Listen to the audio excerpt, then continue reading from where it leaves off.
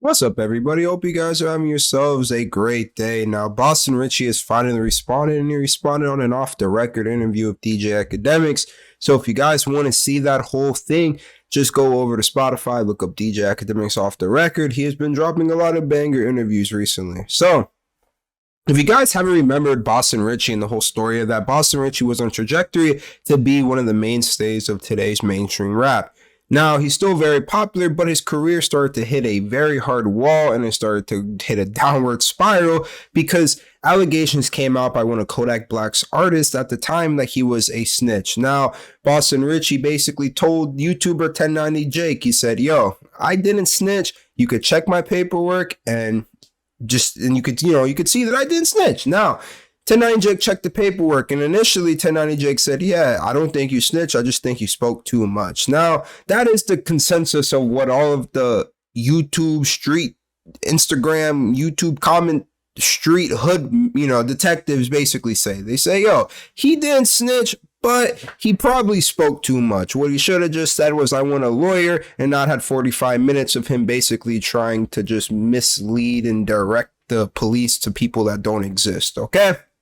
Now, 1090 Jake ended up creating a series of videos to where he basically reversed what he said and said, no, I don't think he spoke too much. I think he's 100% a snitch. Now, Boston Richey implied that he tried to get people onto an interview, and we'll get into that in a second. But to get back to that, 1090 Jake claimed that he was a snitch. Now, because of that, nobody really said anything, and it kind of put a lot of Boston Richey's career into purgatory. Now, Boston Richey has finally responded, and in this interview, he says a couple of things. The first thing that he wanted to clear up was he wanted to clear up the allegation that Future kicked him off of his tour. What he said happened, and he said, you can verify this, is what happened was he told Future, hey, you've done a lot for me, you've made me a lot of money, and you've done nothing but well for me. I don't want this drama to tear down your tour, so I want to get my mind right, and I'm going to step down from the tour. That's what he said that he told Future.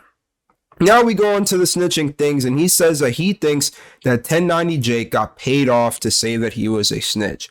His reasoning for this is because when he first talked to 1090 Jake said that he wasn't a snitch.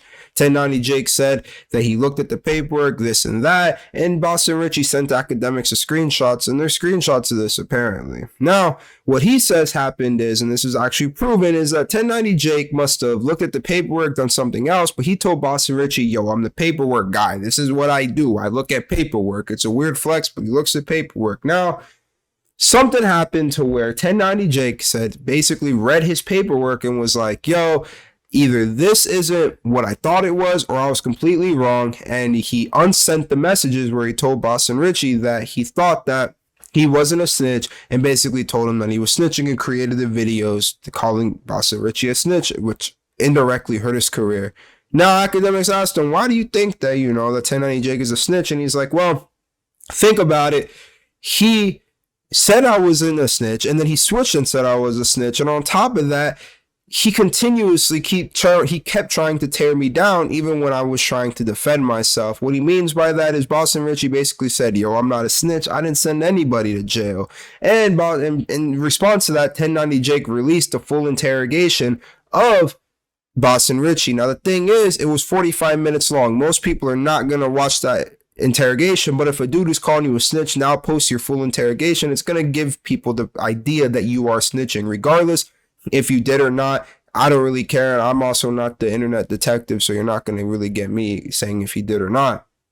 On top of that, though, what Boston Richey was implying throughout the interview, that he was trying to get the person that Boston Richey supposedly snitched on to do an interview with him, or at least that's kind of what it seemed like he was saying. If you guys don't really understand the whole snitching saga of what happened with him, apparently when he was 17, somebody ended up shooting and killing his cousin. Now, the police were like, yo, we think this is the dude who shot and killed your cousin.